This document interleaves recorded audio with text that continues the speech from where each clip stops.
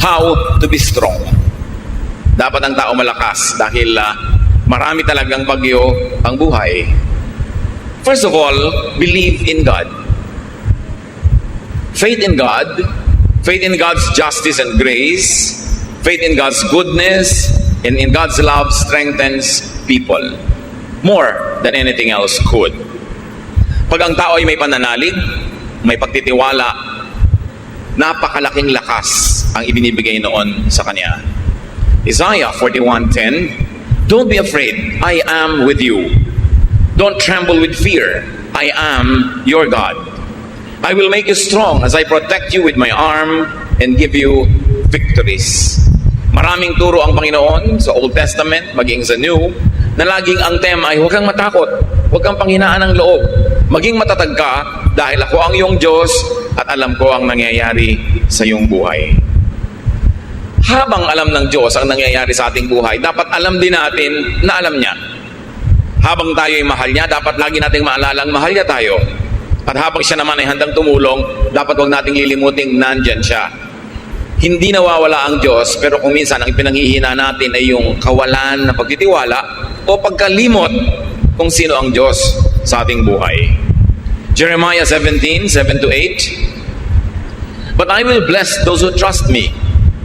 They will be like trees growing beside a stream, trees with roots that reach down to the water and with leaves that are always green. They bear fruit every year and are never worried by a lack of rain. Importanteng maalala natin yun na ang Panginoon ang pinagmumula ng ating mga iniinom, kinakain, literally and symbolically. At sinabi ng Panginoon na gagantimpalaan niya ang sino mang nagtitiwala sa Kanya. Hindi ka pa man abutan ng gantimpala, yung nagtitiwala ka pa lang, may premyo na yon kasi pumanatag na yung loob mo, tumibay na ang kalooban at nagkaroon na ng kalakasan. Isaiah 12:2, I trust you to save me, Lord God, and I won't be afraid. My power and my strength come from you, and you have saved me. Marami ng past tense na salvation ang Diyos. God has saved us in many ways. Why will He not save us again? Kaya importante na maalala natin yung katangian niya, yung pagmamahal niya, at yung kanyang laging pag-aaruga sa atin. Be strong, be optimistic. Dapat positive ang pananaw. Pwede mong diliman ang iyong paningin, pero pwede mo namang liwanagan. Pwede mong palungkotin ang sarili, pero pwede mo rin pasayahin. Pwede mong pahinain ang iyong loob, at pwede mo rin palakasin. Nasa sayo. A positive, believing worldview strengthens people. Kahit po sa mga pag-aaral sa mga ospital, yung mga pasyente na may religious belief, lalo yung may strong spiritual conviction, mas mabilis sila na mag-respond sa medication. Mas tinatabalan sila ng gamot at ng therapy, at ayon sa pag-aaral, mas mabilis silang gumaling. Napakahalaga na pati ngayon ang siyensya ng medisina ay nagpapatotoo na ang pananalig ng tao mayroong kinalaman sa kanyang kalakasan ng katawan. Na pag buo ang kanyang loob, pati ang katawan niya sumusunod. But negative worldviews weaken people. Yung taong laging negative, lagi ang iniisip ay yung masama, yung marumi, yung mahirap, humihina pati ang resistensya ng kanyang katawan at mas dumadali na dapuan siya ng sakit. Psalm 121:1-2, I look to the hills. Where will I find help? It will come from the Lord who created the heavens and the earth. Itong verse na to, pwedeng maraming kahulugan, yung hill. Hill could mean mountain, could mean problem. Hill could mean kumukulong sa'yo, nakapaligid ng mga burol na mahirap akyatin, mahirap lampasan. But from the same hills can come the help of the Lord. So the same trouble that comes to you could be the source of your salvation. The same difficulty could be the source of your strength. The same problem could carry it with its own solution. At tatandaan natin mga kapatid, lahat ng problema may solusyon. Bakit? Kasi pag walang solusyon, hindi yun problema. At pag hindi problema, di huwag problemahin, tanggapin, mahalaga positive ang iyong pananaw. Romans 8:28, we know that God is always at work for the good of everyone who loves Him. Pag ito, dinibdib natin na ang Panginoon ay laging gumagawa sa ikabubuti ng mga nagmamahal sa Kanya, kahit kuminsan sa biglang tingin, ay parang hindi maganda yung nangyayari sa buhay. O kahit tagalan mo pa yung tingin, titigan mo, suriin mo, parang mahirap talaga yung nangyayari. Pero kung ikaw ay umiibig sa Panginoon, may paghuhugutan ka ng lakas. Dahil sabi, pag umiibig ka sa Panginoon, lahat ng pinapayagan niya mangyari sa buhay mo ay sa ikabubuti mo. Hindi lang lagi, malinaw na ikabubuti mo yon. Pero kung may pananalig ka, malalampasan ang paningin mong physical, yung nakikita mong parang hindi maganda. At kahit wala kang pruweba sa iyong isip, sa pananalig mo, napapatunayan mong ikabubuti mo yon, doon pa lang, lalakas ka na, gagaling ka na, o malalampasan mo yung oras ng hirap. Follow people who model strength. Maraming mga tao sa paligid natin na pwedeng gawing huwaran. Ang gagawin yung huwaran sa buhay, yung mga matatatag ang loob. Yung buo ang loob, yung matatapang. Huwag yung mahihina. Pagka ang ating ginawang idolo sa buhay, huwaran, mahihina, walang ginawang pangharap sa problema kundi iyak, walang mangyayari sa'yo. Pero kung ang titingnan mo, yung mga strong characters, actually, sila yung madalas panalo. In fact, sa mga soap opera, sa mga drama-dramang kinawiwilihan ng marami, yung mga kontrabida nga ang laging enjoy sa buhay. Sila tong kitatatag ng loob, kititikas ng mga sikmura, pero sila ang nananalo, nakukuha nila yung pera, nakukuha nila yung boyfriend o girlfriend, nakukuha nila yung mana. Ang totoo niyan, sa huling episode lang naman sila biglang masusunog o kakainin ng lupa o kaya ay kakagatin ng napakaraming langgam. Pero 55 weeks sa kanilang serye, siya ang panalo. Tapos ang lagi nating iniidolo, yung iyak ng iyak, yung laging talo, yung laging api, yung laging kawawa. Kaya ganun tuloy nangyayari sa buhay ng mga manonood. Dapat tibayan ang loob. At huwag kayong tumanggap ng advice, ng example na hindi nakakabuti kahit mukhang kawawa siya. Hindi mabuti sa tao yung kawawa. Hindi mabuti yung nagpapakawawa. Huwag kang mang-api, pero huwag ka rin pa-api. Psalm 1:1-2, God blesses those people who refuse evil advice and won't follow sinners or join in sneering at God. Instead, the law of the Lord makes them happy, and they think about it day and night. Yung advice, kahit hindi sabihin ng bibig, pero yung example ng mga laging api, laging kawawa, laging mahina ang loob, hindi magandang advice yun. Talo ka dun. Dapat ang tao matibay. Pinatitibay ng karanasan, pinatitibay ng kung sino ang tinititigan at tinutularan. How else do you become strong? Get and have supporters. Sabi nga nila, no man is an island. Hindi naman natin kayang pasanin lahat ng pasanin, lutasin ang lahat ng problema kung nag-iisa tayo. Totoo, kung maraming tao sa paligid mo, nadadamay ka sa problema nila. Pero nadadamay ka lang naman hanggang papayagan mo at hanggang kaya mo. Hindi ka naman kayang ubusin ng problema nila kung hindi ka papayag. Yung iba umiiwas makipagkaibigan, makipag-close friendships kasi ayaw nilang madamay sa mga utang, mga problema ng iba. Pero tandaan nyo, sa inyo naman problema. Sa inyong pangangailangan. Sa kahit paminsan-minsan lang pero dumadating na oras ng kahinaan, kagipitan, napakahalaga that you have a support system. Napakahalaga na may mga tao sa paligid natin na nagsusuporta sa atin. Pero siyempre, susuportahan ka lang naman kung supportive ka rin sa kanila. Kaya willing ka dapat to invest in human relationships. Yung human relationships, kuminsan abala yan eh. Abalang makipagkwentuhan, abalang makaladkad at mayaya doon, pumunta sa mga event yan na hindi ka laging interesado. Pero isipin mo na rin na sa ikabubuti mo rin yon. Dahil darating ang panahon, kakailanganin mo ang iyong kapwa-tao. Ecclesiastes 4:9-12, you are better off to have a friend than to be all alone. Because then you will get more enjoyment out of what you earn. If you fall, your friend can help you up. But if you fall without having a friend nearby, you are really in trouble. If you sleep alone, you won't have anyone to keep you warm on a cold night. Someone might be able to beat up one of you, but not both of you. As the saying goes, a rope made from 3 strands of cord is hard to break. Malinaw naman ang mensahe nitong Ecclesiastes. Mas mainam daw na may kasama, may kaibigan, may karamay, may kapartner, merong kang kasakasama sa iyong buhay. Mas pakikinabangan mo daw mga pinaghirapan mo. Siyempre, kung kakain ka, mas masarap na kung may kasabay kaysa nag-iisa ka. Kahit pa nga ilibre mo siya, may kasabay ka naman. Kaysa hindi ka nga nagastusan, wala ka inilibre, pero mag-isa ka lang kumakain. At pag daw natumba ka, kung may kaibigan ka, may magbabangon sa'yo. Kawawa naman daw yung natutumbang wala man lang magbangon. talagang malaking problema daw yon. At kung sa mga magiginaw na gabi, nag-iisa ka lang, baka mag-yellow ka, pero kung may katabi ka, your body heat can help each other, and you will survive. Kung nag-iisa ka daw, pwede ka sigurong bugbugin ng isang tao, pero kung dalawa kayo, hindi naman niya kayo kayang bugbugin pareho sa bahay. Ang tatlong hibla ay tinitirintas at pinagsasama-sama ay higit na matibay kaysa tatlong hiwa-hiwalay na hibla ng sinulit. Kailangan itong idiin kasi marami mga tao hindi sila willing to invest in human relationships. They are too engrossed with themselves. They like to have their resources only for themselves. Ayaw nila magbigay, ayaw nila mag-share, ayaw nila maabala. Pero mabuti lang yun habang ang tao ay bata at malakas. Kaya yung yabang nasa kabataan. Kaya mo magyabang, kaya mong manikis ng kapwa, kaya mo mag-isa. Kasi malakas ka pa eh. Pero dumarating ang panahon na humihina ang tao, tumatanda, na nakakatayo ka na lang nakakalaka dahil inaakay ka ng iba. Doon mo ngayon maiisip ang halaga ng magbuting pakikisama at pakikitungo sa kapwa. Dahil sino sa mga inapi mo, hindi mo ginawa ng mabuti ang magiging handa na tumulong sa'yo.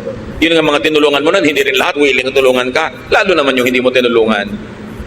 Kaya dapat ang karunungan dumarating habang kabataan pa lang. Pwede ka magyabang pagbata ka eh. Kayang-kaya mo mag-isa. Pero hindi laging ganon ang buhay. Gusto niyo maging malakas sa oras ng inyong kahinaan? Na wala na talaga kayong lakas? Panghihiram kayo ng lakas ng iba. Kaya kung marami kang tinulungan, marami kang pinahiram, sakali namang di ka makalakad, akayin ka naman ng iba, yung lakas niya ang nagiging lakas mo. Kung di ka makakita, yung pananaw at paningin ng iba ang nagiging paningin mo. Hindi ka makagalaw dahil na-paralyze ka, yung braso, yung kamay ng iba ang gumikilos para sa'yo. In other words, may lakas ka pa rin. Bigay ng iba. Kaya huwag tayo dapat magkukulang sa pagbibigay ng lakas, lalo sa panahon na malakas naman tayo. Hindi naman natin ikamamatay tumulong. At yung lakas na ginamit mo ngayon, hindi mo naman kayang isave. Pag hindi mo na nagamit yun today, wala ka na paggagamitan nun. Bukas may ibang lakas, ang ibang mga gawain. Dapat ang tao may kaibigan. At hindi tayo dapat maging maramot na yung ating mga mahal sa buhay ay makipagkaibigan sa iba't ibang tao. Kuminsan kasi may mga magulang, may kapatid na sobrang mga seloso. Ayaw nila na yung mga anak nila ay nakikipagkaibigan kung kani-kanino. Sabi na tayo na lang ang magtulungan dito. Pero yung magulang hindi naman lagi nandyan. Tumatanda, binabawi ang buhay. Sino ngayon ang kasama ng inyong mga anak o apo? Kuminsan, mayroong mga sobrang conservative na mga pamilya.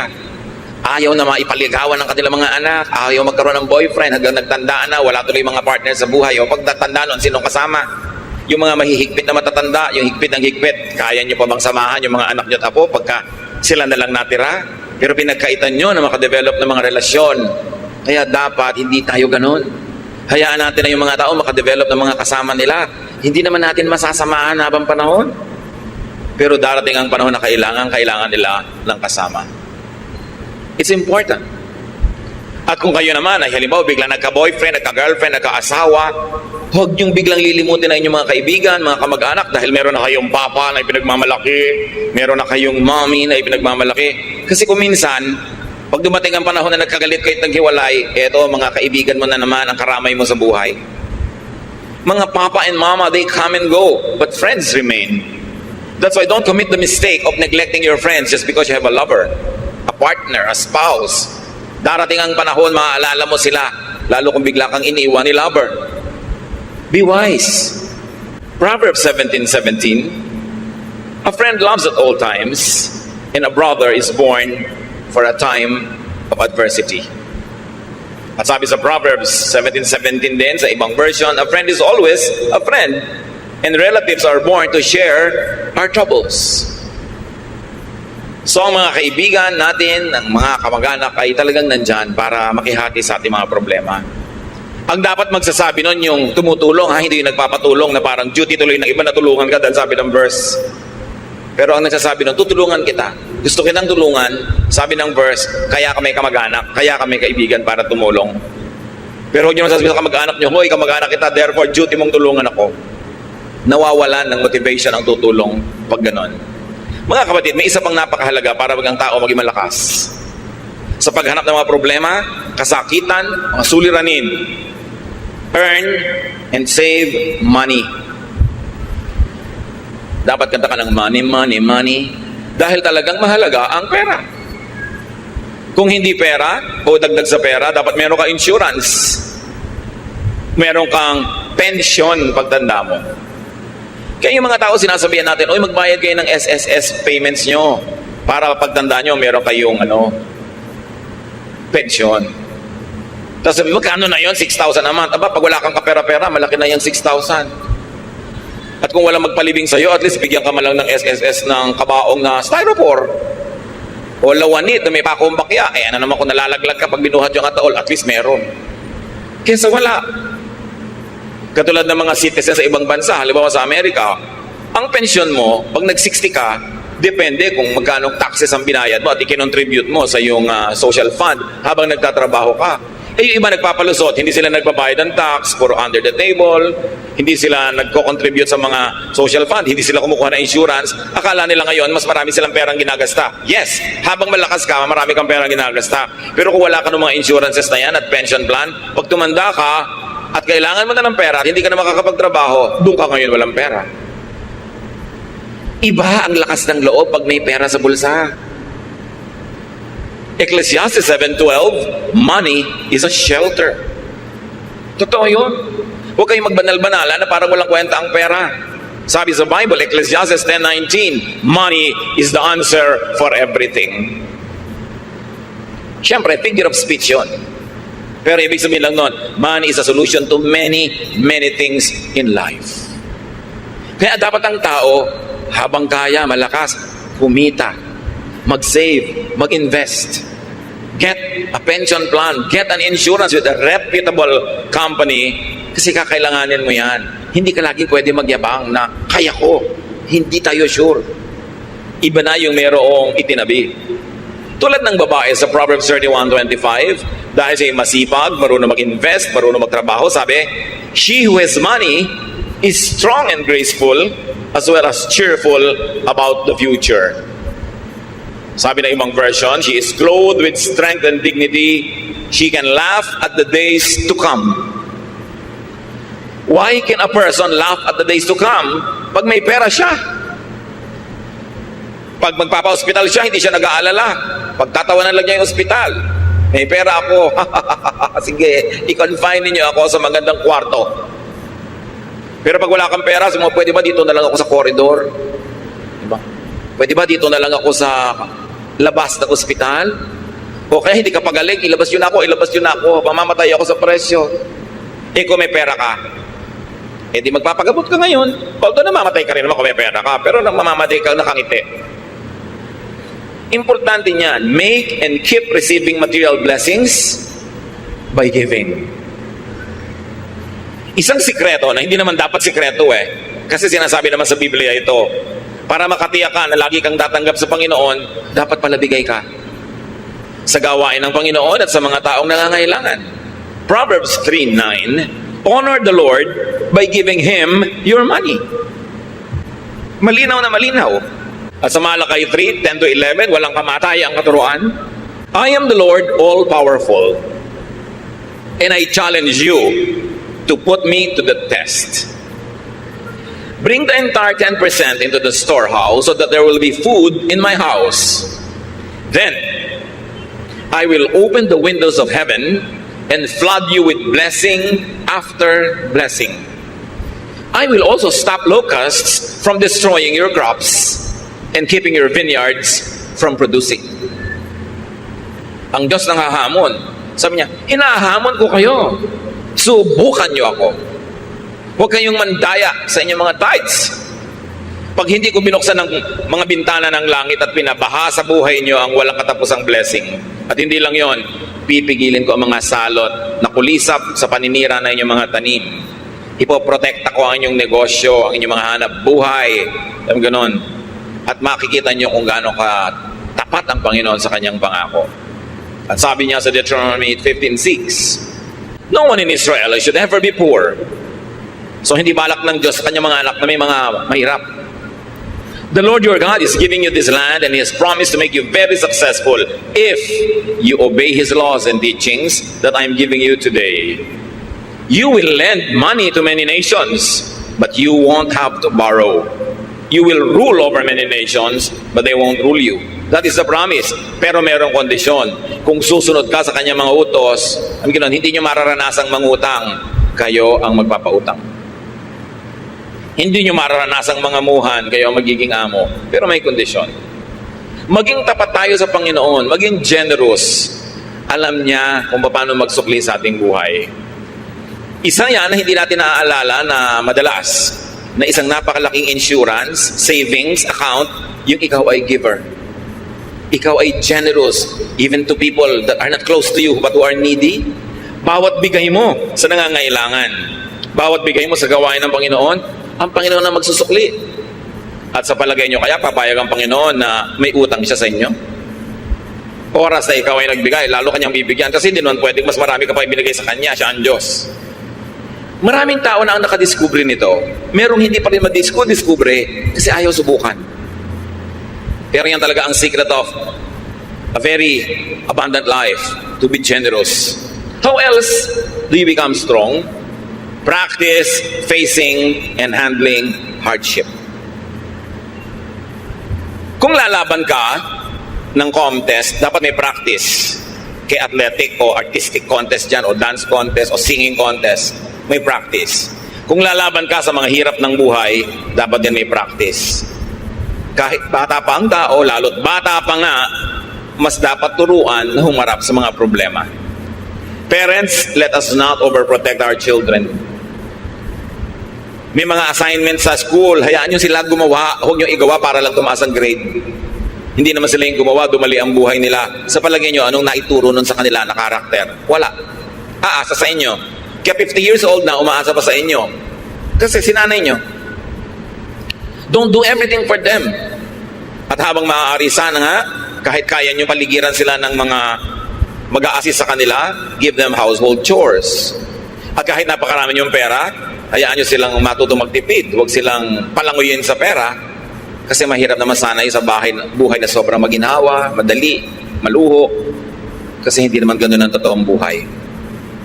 At hindi naman kayo laging nandyan para sila bigyan nun. At nandyan naman kayo, hindi naman tayo sure na lagi kayong may ibibigay. James 1:2-4, my friends, be glad even if you have a lot of trouble. You know that you learn to endure by having your faith tested. But you must learn to endure everything so that you will be completely mature and not lacking in anything. Pagtiisan daw ang dapat pagtiisan. Pagtiyagaan ang dapat pagtiyagaan para kayo lumago. Walang kulang sa inyong pagkatao, sanay kayo na bumata ng hirap. And as we have said, it's better to practice early. Kaya sabi ni Balagtas sa Florante at Laura, pag-ibig anak ko'y aking nakilala, di dapat palakihin ang bata sa saya at sa katuwaan kapag namihasa, paglaki walang hihinting ginhawa. Para ng halamang lumaki sa tubig, dahoy nalalanta, munting di madilig, ikinaluluoy ang sandaling init, gayon din ang pusong sa tuway maniig.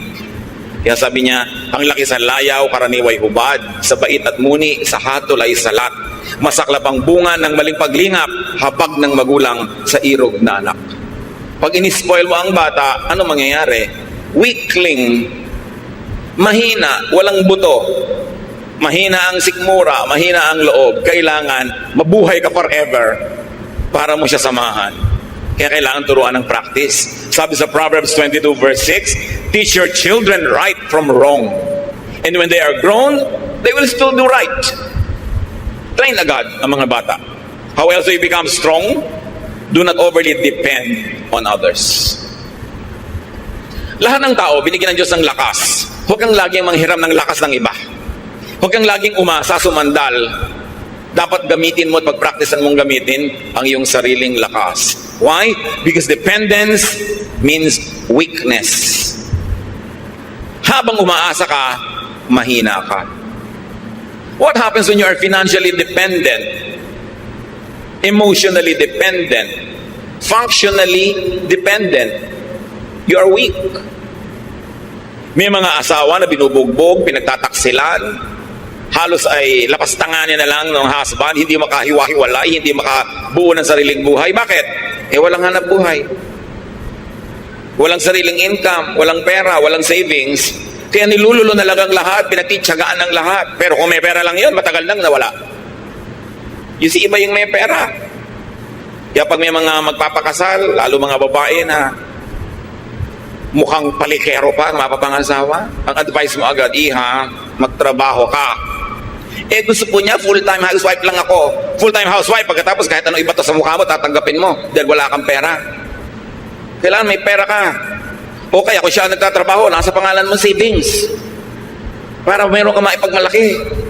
Hindi yung kawawang-kawawa ka dahil isusumbat pa sa'yo. Kita ko lahat yan, pera ko lahat yan. Diba? Pagka ginawa sa'yo ng husband mo yun, singilin mo siya ng lahat ng serbisyo mo. Security guard ka ng bahay, plumber ka ng mga gripo ninyo, diba? Nurse ka ng mga anak, taga-sundo ng mga anak, cook ka ng mga pagkain, labandera ka, at whore ka pa sa kanya. Doon ka malaki sumingil. Diba? Lakihan mo singil. Para hindi akala niya siya lang ang may kita. Pag binayaran nga ang housewife sa bahay, kulang pa yung sweldo ng husband eh. Kasi yabang-yabang pa, kape! Sino pumapalakpak dyan sa likod? Diba? Siguro binubusan nila ng kape yung humihingi. Marami namang husbands, mababait ha. Pero kuminsan, pagka biglang nahumaling kung kanino, nawawala ang bait. Kaya dapat secure kayo, meron kayong sariling income, itaktak nyo sa utak nyo yan. Hindi naman ibig sabihin na may income kayo, ilalayo kayo, hihiwalay, pero mabuti na yung meron kayong choice. Hindi kayo overly dependent. 1 Thessalonians 4:11-12, live in a way that you won't have to depend on anyone. Ganon din naman yung mga magulang eh. Minsan sayang lang, medyo huli na sa iba, pero habang maaga pa, secure yourself. Huwag kayong umasa sa iaabot-abot lang ng mga anak nyo in the future. Dahil kung minsan, ang dalang ng abot. Ang konti. No? Napa-hospital ka ng 7 araw, bibigyan ng pambili ng medical. O eto po, pandagdag. Ha, pandagdag! Ang liit naman yan para ipangdagdag. Pero paano kung umaasa na lang kayo dahil wala kayong isinubi? Be strong. Do not overlove or overneed anyone. Love mo, yes, but do not overly love. Kaya nga sabi ni Lord, unahin mo siyang mahalin kahit hindi iba. Yung world, hindi laging masama, but anything that is really permanent. Sabi sa 1 John 2:15, do not love the world or anything that belongs to the world. If you love the world, you cannot love the Father. Yung nagmamahal, ilagay niyo sa lugar. Pag sobra kayo nagmahal, talo kayo. Di lang kayo maalala. Wala na kayo sa sarili. May mga tao nakatitig sa cellphone nila eh. Talaga nakatitig. Abang na may dumating na text. Dumating ka na, dumating ka na, dumating ka na. Wala namang dumadating. Mga advertisement pa ng kondo ang darating. Paano sobrang nagmamahal? Magmahal kayo pero ilagay niyo sa lugar. Hindi dapat kawawain ang sarili. Do not be anybody's satellite. No one is as weak as a person who is madly in love. You weaken yourself. Nilululo ng katwiran, nilululo ng pinag-aralan, nilululo ng lahat-lahat. Bago lang matauhan, na-damage na siya. Kaya dapat may ititira ka sa sarili mo. Marunong ka siyempre magmahal because God is love and we have to love, pero huwag kang magpapakabaliw ng sobra-sobra. Lalo sa hindi naman nababaliw sa'yo. May magtatanong ko sa akin, meron po akong boyfriend pero ramdam ko hindi ako mahal. Ba't ka nagtsatsaga? Bakit? Hindi ka pala mahal. Humahanap ka ng sakit ng katawan. So kailangan magpakatalino ang tao. We were created by God to be healthily independent.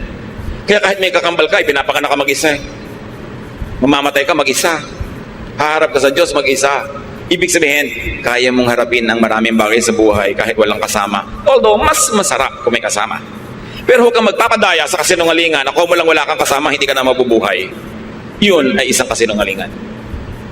Napaka-importante kahit nga sa ina. Ang unang-unang nangyayari sa bata pag ipapanganak, malalagot ang pusod. It's a declaration of progressive independence. At dapat yun, suportahan ng magulang at ng lahat na maging independent yung bata habang tumatagal. Psalm 146, 3-4, you can't depend on anyone. Not even a great leader. Once they die and are buried, that will be the end of all their plans. Sabi, hindi ka pwedeng umasa sa iba kahit magaling pang tao yan. Dahil pag namatay yan, paano ka? Maasa ka. Dependent ka. Mga kapatid, maraming paraan, pero isa na lang ang ating pag-usapan ngayon. Choose to be strong. Laging may choice. It's a choice. It's your choice. Pagka kayo may diabetes, may pagkain dyan na matamis, ang sarap, it's your choice. Pipiliin mo bang kumain yan na pagkalunok mo, masarap lang sa dila, pero pag nalulun mo na, nasa katawan mo na yung lason? O kakainin mo pa rin? It's your choice. May pipiliin kang pagkain A, healthful. Pagkain B, hindi healthful. Alin ang pipiliin mo doon? It's your choice. Ganon din. May problema ka. Pwede kang maging manghina, himatayin, manlumo. Pwede ka pa magpakabatay. May gumagawa pa nun. Pero ba't naman yun ang pipiliin mo? It's your choice. Choose to be strong. Iniwan ka ng asawa mo. So, gusto mong mamatay dahil lungkot na lungkot ka na, daya ka at saka dependent ka pa. So, no, I choose to be strong. I will not be a loser. Meron kang sakit, malalang sakit. Pwede ka maawa sa sarili, pwede ka magmukmok, but you can choose to be strong. I will choose to be strong. I will maximize whatever is left of my life. I will do whatever my health allows me to do. I'll choose to be strong. I'll choose to be victorious. I'll choose to be cheerful. Although I can choose to be sad. But why will I choose to be sad? Meron kayong namimiss, ang lungkot-lungkot nyo, magkahiwalay kayo. You can choose to be alone in a room and be sad, and you can choose to go out and amuse yourself, do something to forget it. It's your choice. Pinipili natin kung magiging mahina tayo o malakas. 2 Corinthians 4, 8 to 9. We often suffer, but we are never crushed. Even when we don't know what to do, we never give up.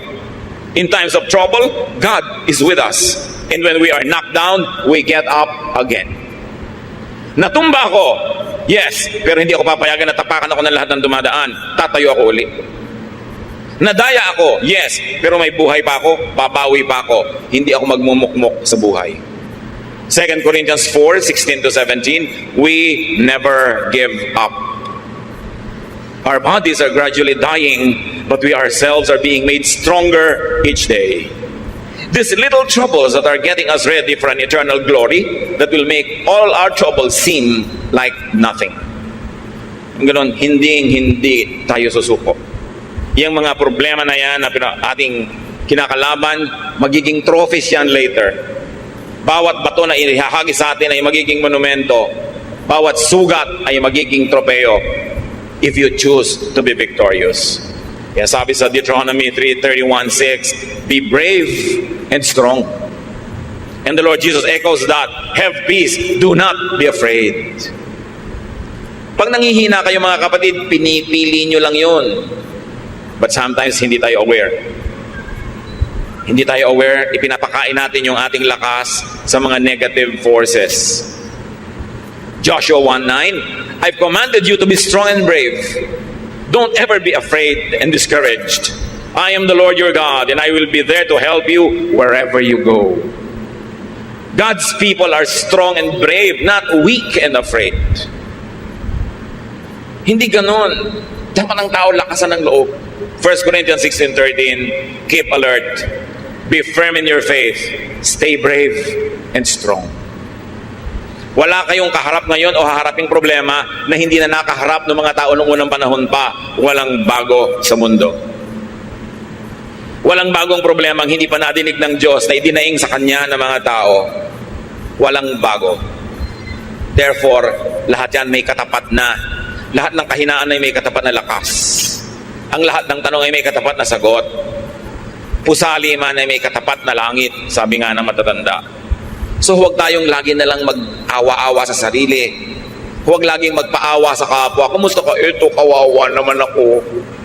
Eto, mahina ako. Eto, may sakit ako. Ang dami mo na mapipili kay balita. Kumusta ka? Pwede mo sabihin, wow, ang saya ko, nagising pa ako ngayong umaga. Pero pwede mo sabihin, ang taas-taas nga ng BP ko. It's your choice. Anong gusto mong topic? Pero mga kapatid, ang laging gusto nyong topic ay yung kayo mahina, kayo kawawa, kayo walang pera. Mapapansin nyo, pakonti ng pakonti ang gusto makipag-usap sa inyo. Sino naman ang gusto makipag-usap sa laging daing ng daing? Yung kausap nyo, marami ring dapat idaing, pero hindi lang niya idinadaing. May problema siyang dala-dala, tapos itatambak nyo sa kanya yung problema nyo. Dinadoble yung dala niya para lang gumaan ng pakiramdam nyo. Sa palagay nyo, tatagal lang kayong kausapin ng kapwa. Choose to be cheerful. Hindi laging dumadaing. Lahat tayo may dalang problema. Lahat tayo mayroong mga difficulties. May kanya-kanyang lungkot, may kanya-kanyang hirap, kanya-kanyang takot. Pero bakit mo kailangang isiwalat at itambak sa kapwa mo yun lagi? Kakadalaan ka lang, pagsasawaan, lalong mawawala ng tutulong sa'yo. Pero pag strong ka, you attract people to be near you. And when people are near you, you get helped, even without asking for it. And you can help other people also. Life really could be full of hardship and trouble, but we are not without a helper. John 16:33, Jesus speaks, I have told you this, so that you might have peace in your hearts because of me. While you are in the world, you will have to suffer. But cheer up, I have defeated the world. Sabi ni Lord, walang bago sa mga sinusumbong mo. Kasama ng buhay yan. May pagdurusa, may paghihirap. Pero huwag kang mahinaan ng loob. Lakasan mo ang loob mo kasi nagapi ko na ang lahat ng yan. Napagtagumpayan ko na yan. Stay with me because I am with you. The Lord is victorious over suffering. Seek the Lord. Sa Kanya tayo lalapit. Take shelter in the Lord. Receive strength from the Lord, from others, and even from within yourself. At napakahalaga mga kapatid, because we are cognizant that many people are suffering, strengthen others. Kahit kayo may dala, may hirap, mayroong mas malala ang kalagayan sa inyo, mag-minister pa rin tayo, maglingkod, strengthen them. And do not make people weak by solving all their problems for them, by making them over-dependent on you, because that, in the long run, will not be helpful. We are full of troubles, but we are not without help. God is our present, ever-present help in times of trouble. Don't you ever forget that. Panginoon, salamat dahil kayo ang aming pwedeng takbuhan, lapitan, at higit pa sa sapat ang pwede nyo ibigay na pagpapala sa amin. Lahat ng mga tao, Panginoon, ay may kanya-kanyang dala, problema, takot, pangangailangan. Ang ituro nyo sa amin, kayo ang solusyon sa mga ito. At meron din kami sa aming personal at practical na buhay na pwedeng gawin para pagaanin ng mga suliranin at palakasin namin mga sarili. Patuloy nyo kaming paalalahanan ng mga katotohanan ito nang huwag kaming madaya ng hirap para kami manghina at para kami, Panginoon, sumuko. Palakasin nyo ang inyong mga anak sa iyong ikaluluwalhati at sa kabubuti ng aming buhay. Pagbulay-bulayan natin mga kapatid ang kahulugan ng mga ito sa ating buhay.